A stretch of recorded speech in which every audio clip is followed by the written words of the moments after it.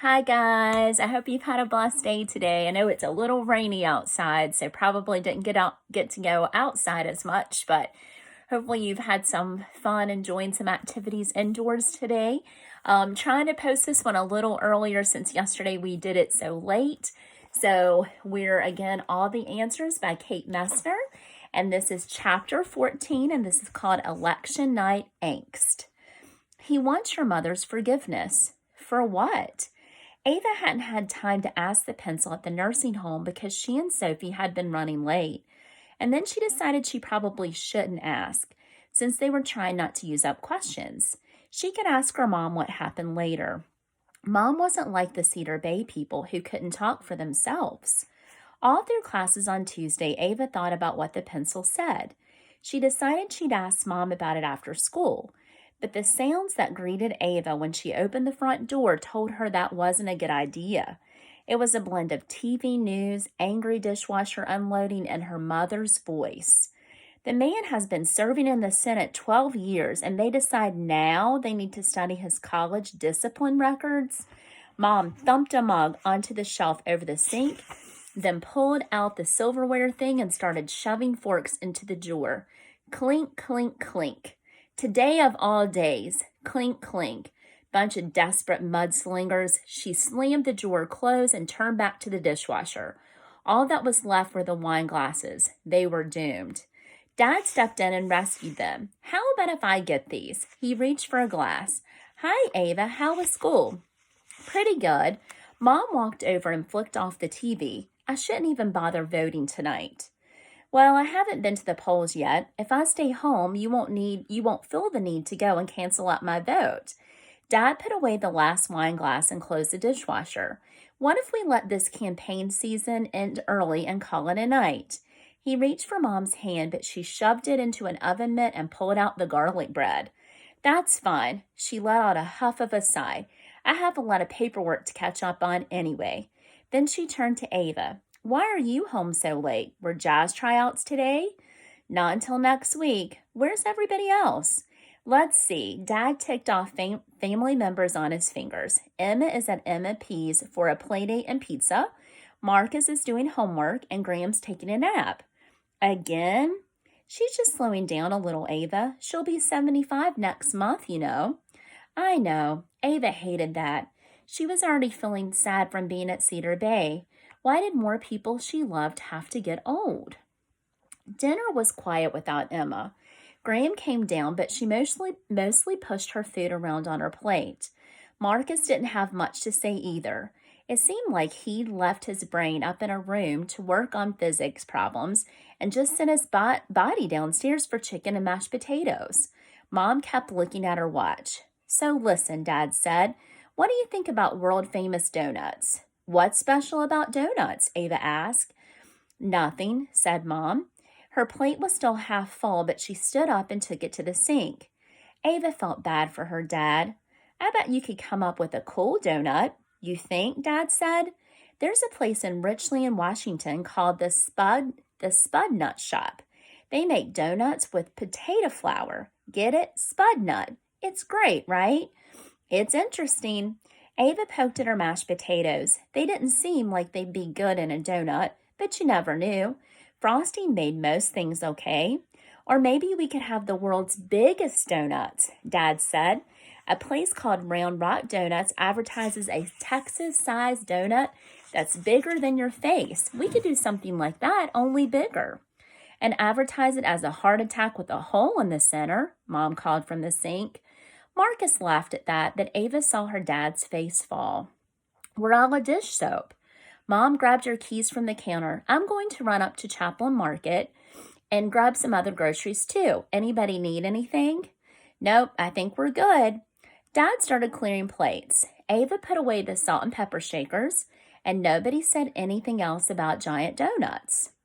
Ava wanted to ask Dad what would happen to the store if none of the new publicity ideas worked. What if it had to close when the new superstore opened? And if it did, what would Dad do for a job? But her dad already seemed deflated, and she didn't want to make it worse. I'm going to do my homework. Me too. Marcus left for his room. Dad looked at the clock. I might as well take a walk in a little bit.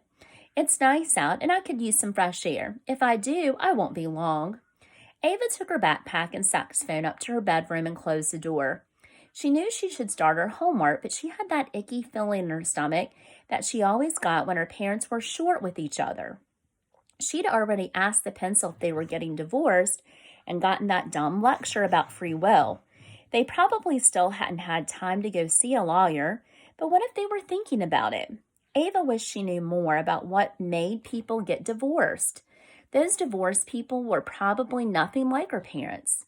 She was probably worried for no reason at all. She took out the blue pencil and wrote, "Why do people get divorced?" The pencil didn't answer. It was a dumb question. Ava realized people probably had all different reasons. She tried being more specific. Why did Sophie's parents get divorced?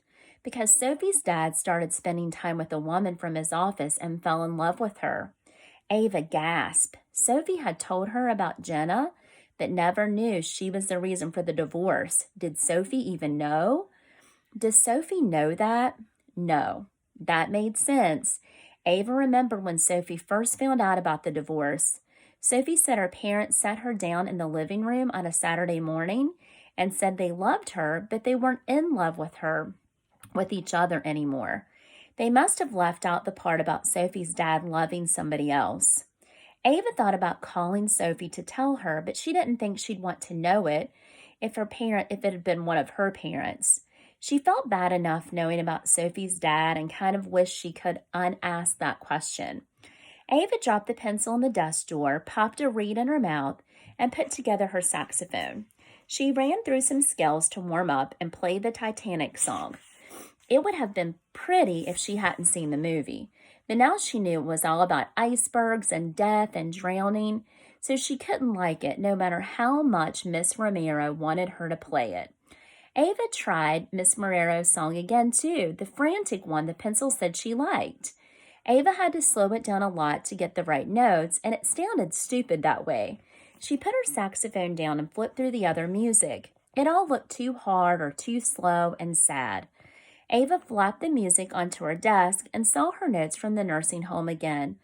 At the bottom was the name of the musician from Grandpa's first wish, Johnny Hodges.